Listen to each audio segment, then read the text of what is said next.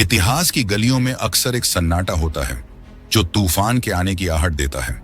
पिछले एपिसोड में हमने देखा कि कैसे स्कंदगुप्त की वीरता ने भारत को हूणों के कहर से बचाया था। लेकिन नियति का खेल देखिए।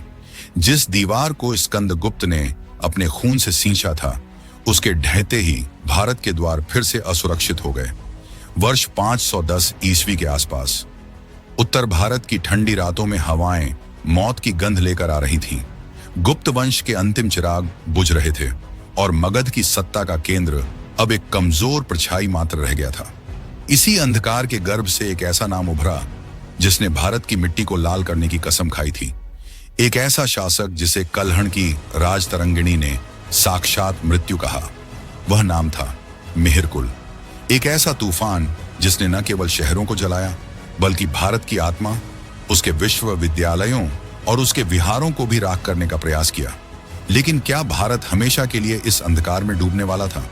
क्या नियति ने किसी और को चुना था जो इस बिखरी हुई सभ्यता को फिर से एक सूत्र में पिरो सके? आज की कहानी सत्ता की नहीं, सभ्यता के अस्तित्व की है। आज की कहानी है the god of destruction Mihirkul और the last great emperor Harshvardhan की।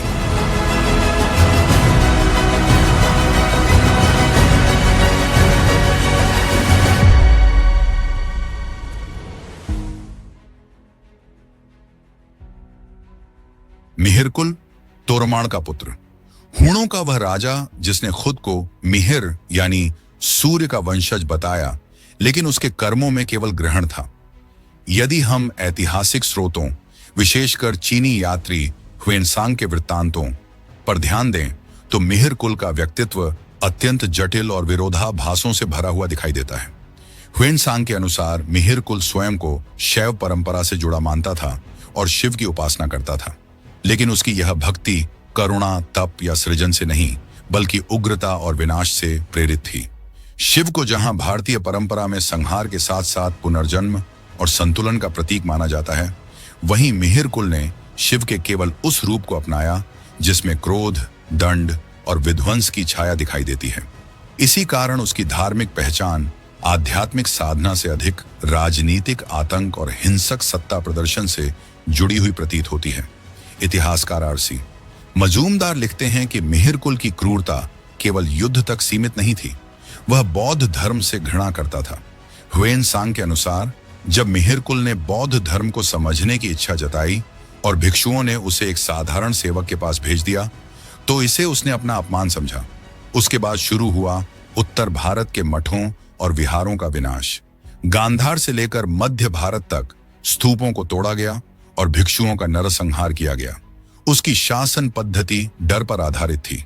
कलहण की राजतरंगिणी के अनुसार वह हाथियों के गिरने की आवाज सुनकर प्रसन्न होता था।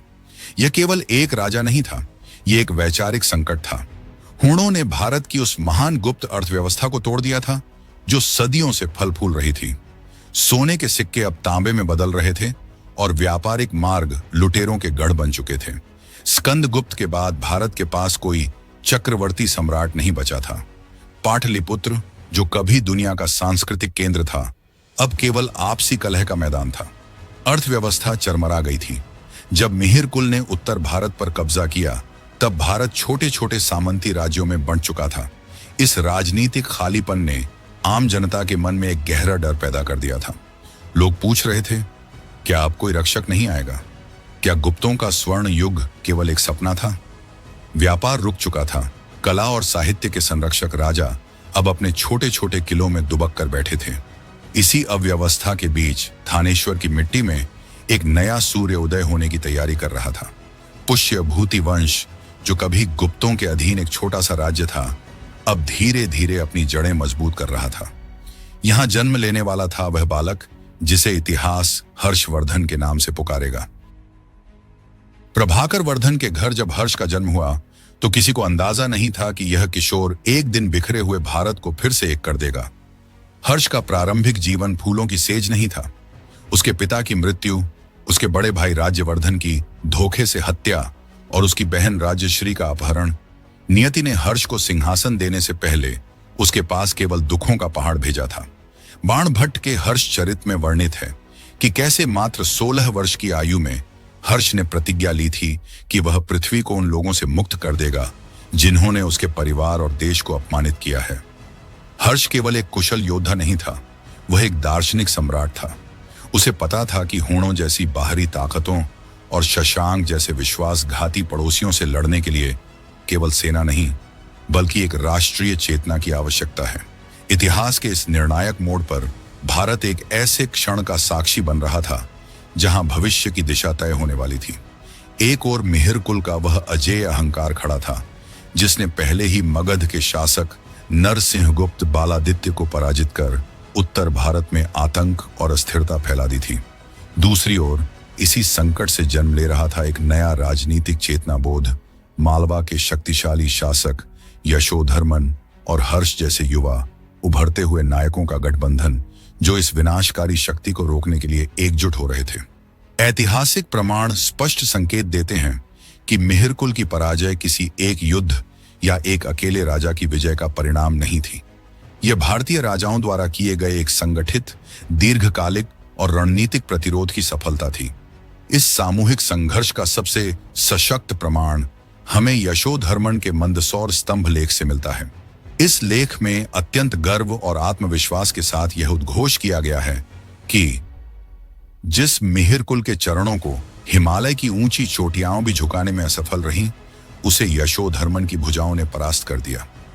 यह कथन केवल सैन्य विजय का नहीं बल्कि भारतीय राजनीतिक संकल्प और आत्मबल के पुनर्जागरण का प्रतीक है।